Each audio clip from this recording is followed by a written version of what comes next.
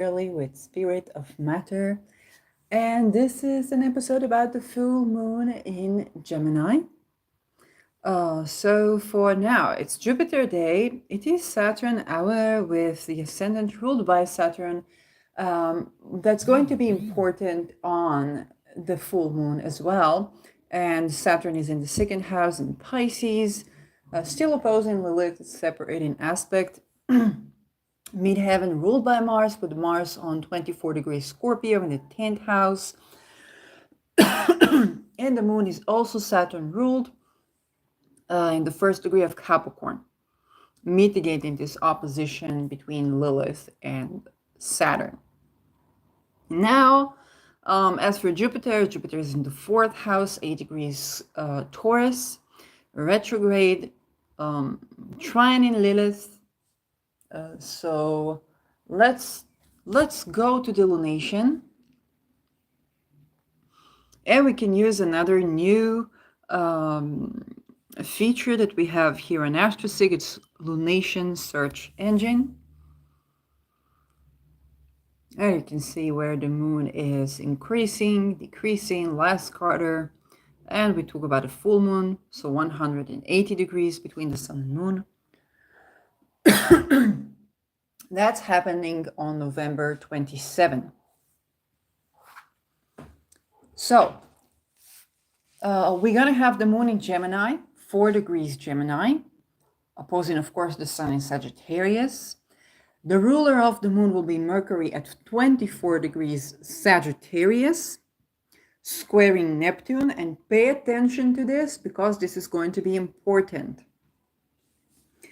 Sun will separate from a conjunction with Mars, which also opposes the moon in a separating aspect. Mars in 2 degrees Sagittarius. And we have a little bit of a T-square here between Saturn in 0 degrees Pisces, the sun, and the moon. So yes, it's a separating aspect, but also it definitely still matters.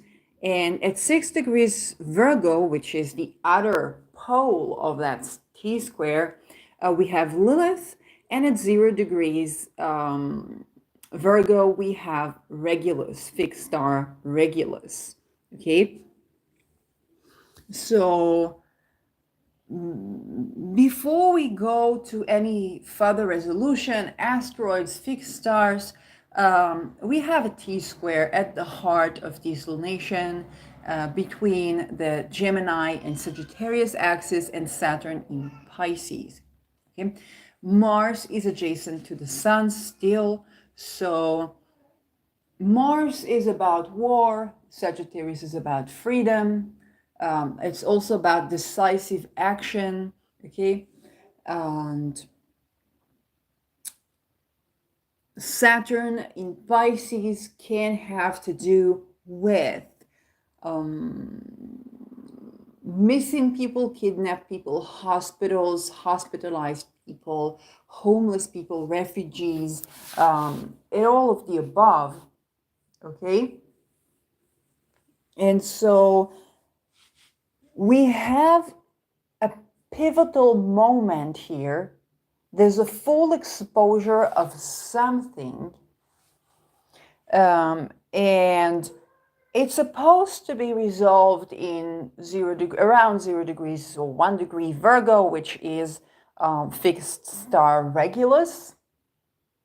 Okay, so it's kind of a noble action. But if you take a look at the rulers, the ruler of the sun is not, and Mars is not doing much. It's Jupiter in Taurus, 7 degrees Taurus, retrograde, not aspecting anything. But the ruler of the moon, which is the ruler of the lunation, Mercury, is in 24 degrees Sagittarius, squaring Neptune retrograde in 24 degrees Pisces. Okay, so that's a very, very tight, almost on the minute square between the ruler of the lunation and an outer planet that also has to do with hospitals, missing people, misfortune, loss, and whatnot. Now, as we get deeper into the resolution and we do the asteroids, Then we see that right next to Mars, we have Ceres here, which already tells us that that can have something to do with missing children, or a crisis to do with killing of children. Okay, it's loss of children, because Ceres is the mother of Persephone, and Persephone was abducted by Hades into the underworld.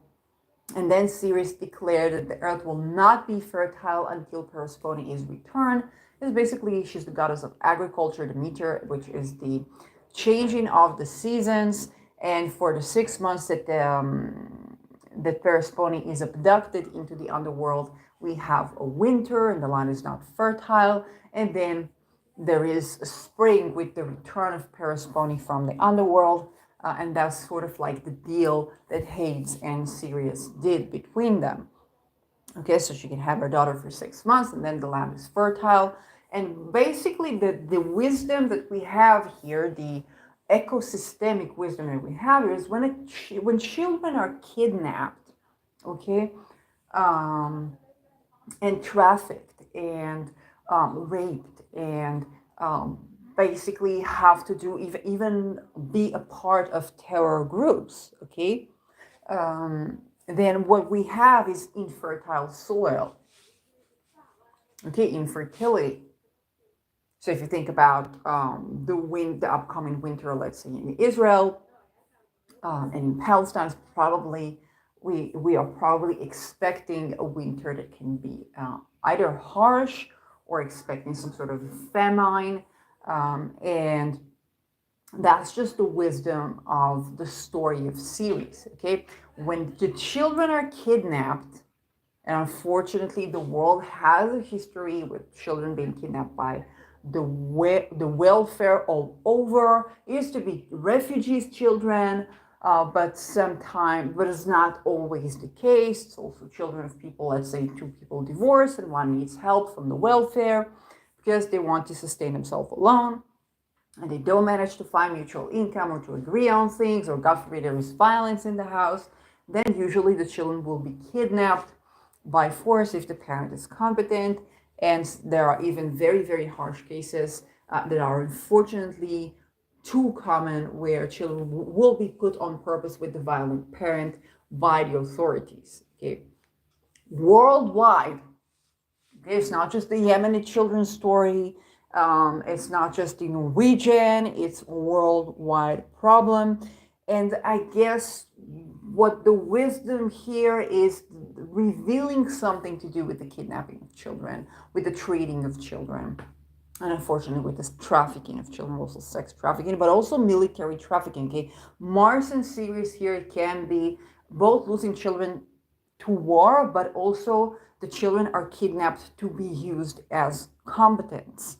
Okay, so we might have a reveal of such a story where there are refugees that we want to take care of, and there is a tension, okay, between the situation of the refugees, or if a person, let's say, want to have a shelter as a refugee, but they have children that they cannot turn to authorities because they will kidnap the children to hoard things, okay? And that's probably very likely the issue that we're dealing with here. And so with the ruler of this lunation being Mercury, and Mercury squaring Neptune, we can understand that there is going to be a crisis that is created to resolve a crisis. Okay, you want to resolve a crisis, and so you create a crisis. That crisis can have to do with drugs, numbing oneself. Okay, a lot of people take drugs because they're numbing themselves, or maybe people try to do drug dealing so that their children will not be kidnapped, or like all kinds of stuff like that. Spying, or people will tend to the organized crime in hope that they will get treated better than the welfare, but both are they're both blended. Okay, so it's kind of like there is a crisis that is created to resolve a crisis, or you try to avoid one crisis or unfortunately, it can be people that have children that are refugees, and now their children are being kidnapped by the healthcare system. Okay, or your child is wounded, whether it's the people that are fleeing Gaza, that are a lot in crazy situations.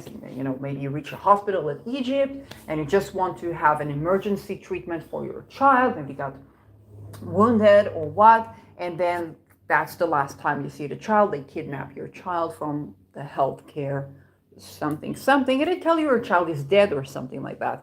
And the same with the Israeli side, but it's not just that. There's the Kurds, which are right now being genocided by Turkey again. Okay, the water was polluted a while ago, and nobody hears about it even. They are the Afghani people that in Pakistan are being genocided. Okay, they call it deportation of refugees, but if there is Taliban in Afghanistan, it basically is a genocide. We have Europe deporting all its refugees, which is multiple genocides, and all these. And we have homeless in the United States having working camps and sort of assassination of journalists who try to report that. They're being arrested. Well, probably if they're dead, we don't know about this, okay? So that all these things that are not being reported, and in the hotels where the refugees of the slaughter in the 7th of October were, suddenly there was a COVID outbreak. For 40 days, we did not hear about COVID. None of that, not one report about COVID. And suddenly when people are at these hotels that are being deported to, there's a COVID outbreak. And I told you when I flew back to Israel from Netherlands, they took that stick, that PCR thing, they took that stick, they put it in the mouth, and they stick it into the nostril with the same stick. And you can't really resist that, because then you won't be able to cross the border, okay? So you can understand that there's a lot of corruption going there. And so you try to escape from one thing to another. And there's a medical corruption, there's a drug corruption, there is a kidnapping corruption, there's a missing thingy. Okay, and it can have to do with identity as well, identity theft, and now with AI, we have a lot of troubles with that. People were laughing at the picture of the Palestinian kid with the 6 fingers. It doesn't mean that there are no Palestinian children that are being murdered as we speak, but it evokes another layer of analysis, which is the deep fake and the AI. So people are being told that their children are dead while they might not be dead. And of course, we know that there is also commerce in body parts, okay, in people and in parts of people. That's a worldwide thing. So it's basically people going from one crisis to another, trying to resolve one crisis and ending up in another, or a crisis is created to deal with the repercussions of an exposure of a crisis, which is where I think it would be, because we're talking about a full moon, we're talking about an exposure of something. So some crisis is exposed, and then they create another crisis to deal with that. And they're going to have to make it convincing, so we can expect something to do with these placements, something to do with medication, something to do with drugs, something to do with another outbreak of COVID. Okay, but we're going to hear probably viruses on the line, so that we wouldn't hear about trafficked children and stuff like that. Okay, extremely heavyweight on the mundane level. And we do have Sedna still in the vicinity, so children being sold, even by their parents, or stuff like that. For example, I just saw a video about an Iraqi woman that was murdered by her father for the honor of the family. Okay, if you think Palestinian culture is somehow different than Iraqi culture, you're very likely to be wrong. Unfortunately, it's the same culture. It's the same habits. It's just not more respective of women's rights, of children's rights.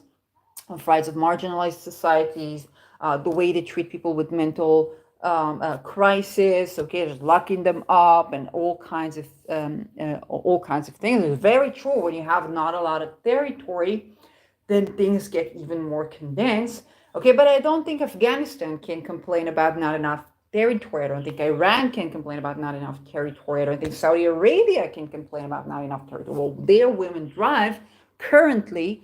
Um, so it's both the fact that people need space to make good decisions, and the fact that we do have a crisis over crisis. And first they take the children and the women, and then when men starting to get killed, they're like, oh my god, this is a genocide, nobody pays attention to us. Where were you when children and women were slaughtered, when the fathers were slaughtering their daughters? Okay, so the fathers will be slaughtered, the father will be conquered, the father will be occupied by some land. And the same is true to Israel. Okay, Israel began to oppress women's rights, oppress LGBTQ rights, and boom, 7th of October. Okay, the fact that it was planned does not mean that it would have occurred. And when you really give a gap to something, if you oppress certain segments of society, then you're basically paving the path to occupation, to invasion, to land invasion when it's women, to air pollution when it's kind of men, or war veterans. Okay, the weird fires that you have with lasers going on, and those kind of weird technologies that are being put, and everything you think is sci-fi is no longer, deepfake is no longer sci-fi, burning metal with laser is no longer sci-fi. Okay, there's actually a system that Finland bought from Israel. It's supposed to be like an Iron Dome, but with laser that can basically burn metal. Okay, without any necessarily connection to that, the technology of using laser to burn metal, it can be used like Iron Dome, or like what Israel sold to Finland. It could also be used in what we've seen in Maui. Okay, it's the same technology. It doesn't mean that it was engineered in the same factories. Okay, but the same technology, you can use it to avoid a crisis from happening, or to perpetuate one. It's basically laser burning metal. Okay, that's the technology. And so what happens if you have a blue rocket? I don't know. Like, I don't know. They'll find some other frequency. I have no idea. But yeah, that is, so we're gonna have exposure of sadness stories, and perhaps the connection between kidnapped children, murdered women by their fathers, or murdered men by their fathers, or domestic like incest and stuff, and susceptibility to suicide, or crime. And it's also important to remember that yes, the factor of territory and having enough land and having enough space, independent of how many women you are married to or men you are married to, is important. Okay, it's not the whole story. Yes, the United States have enough space. There is child marriage in the United States. Okay, so before there were the homeless concentration camps, there were child marriage, and there still are in the United States. Of course, it makes the United States susceptible to being invaded. Okay, you got to understand this thing. The land is not fertile, and so you can't sustain. And now the next is women are being oppressed, and now you're invaded. Okay, basically to violate the sexual boundaries of someone is invasion. Okay, it's land invasion. When people do that, basically are susceptible to land invasion. Okay, that's the story. Okay, that's the story. And it's not about blame game. It's not about solving a problem. It's a problem with violating boundaries. Okay, how do we move more in the direction of willing consent? Then we can have the mandate of the land, because we're working with elements and correlations. Astrology is simply that. If I see Venus in a bad situation, I'm like, okay, what about the sisterhood? What about the women? What about sensuality? What about art? What about sweet stuff? What about the land? Okay, because it's with Venus. So if Venus is in a crazy situation in the sky, I'm like, how can I help Venus? How can I remedy Venus? Okay, if I know Venus rules women, And I see women in weird situations of like, oh, maybe like how is their Venus in their chart? Maybe I need to up level their Venus, or maybe Venus is the benefic out of sect. Maybe I can help them through some other element. What about the moon? Okay, the moon is water, is caring, is emotions. There's also the seas and the wells and the oceans. Okay, so that's the correlation that we're speaking. And these are the points of interferences. With Neptune, things become hard to diagnose because there is a blending of what is real and what is not real. Okay, and that can manifest in many ways. It can manifest in AI, it can manifest in misinformation, missing information, or it can manifest as the truth right in front of your eyes, but you find it difficult because it's so shocking. You find it difficult, and there is dissociation from the truth. You know, the whole kind of non-dual effect of Neptune, where you're seeing stuff and you don't know how to interpret them, and so on and so forth. So that's on a mundane level. Okay, it's a crisis that is the resolution of another crisis, because one crisis leads to another crisis. Now you ask, well, what about my personal life? What do you life? You got to check where is the axis of Gemini and Sagittarius in your chart. Okay, if you think about an axis, you're already thinking one level of analysis up or down the houses. Okay, so we have the Pisces Virgo axis, and we have the Sagittarius Gemini axis, what we call the mutable axis. Okay, the mutable signs. And so what do they rule in your chart? So if you're a Pisces ascendant, we're basically talking about your first and seventh house, and in your 10th and fourth house. Okay, so it begins 22 minutes, and I begin to do the 12 ascendants. So for Pisces, you're going to have a revelation formed around your fourth and 10th house. So it can be something amongst your parents, you as a parent, your ancestry, your career, okay, your public image, even maybe something you didn't know about your public image is exposed, or some changes happen to it. There is some tension that kind of forces you in to take action. Okay, because Mars here is about taking action. And that can be revolving, whether it's fertility or the loss of children or fertility of the soil, of the land. It can have to do with housing and career.